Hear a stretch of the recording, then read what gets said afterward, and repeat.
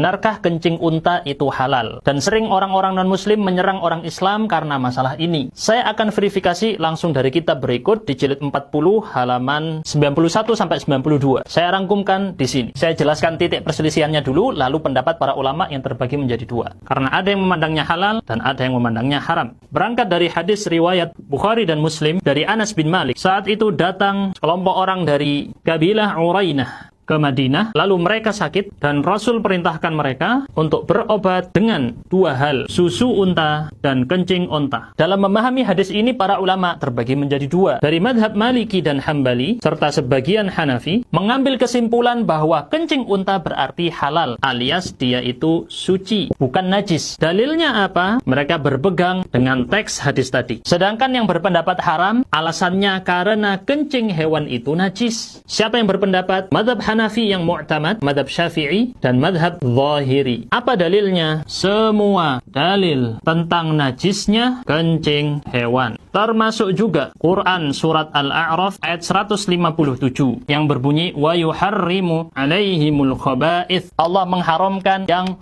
khabith, yang kotor dan menjijikkan. Jelas kencing hewan termasuk khaba'ith, maka dia haram. Lalu bagaimana pendapat mereka saat memahami hadis ini? Kok Rasul menyuruh minum kencing unta? Jawaban mereka atas hadis berikut adalah, pertama, itu dalam rangka untuk berobat.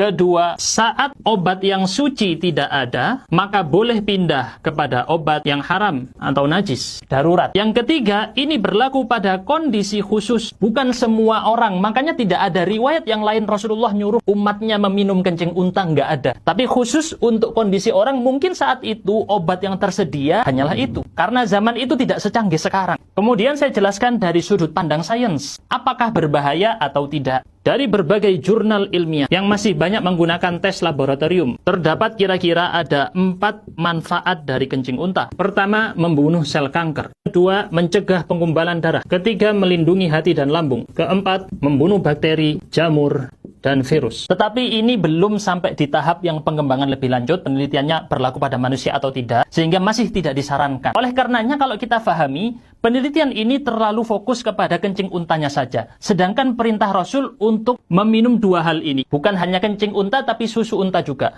Maka saya sarankan bagi Anda yang terjun meneliti, harus teliti bagaimana jika dua hal ini dikombinasikan sebagai obat. Dan itu belum dilakukan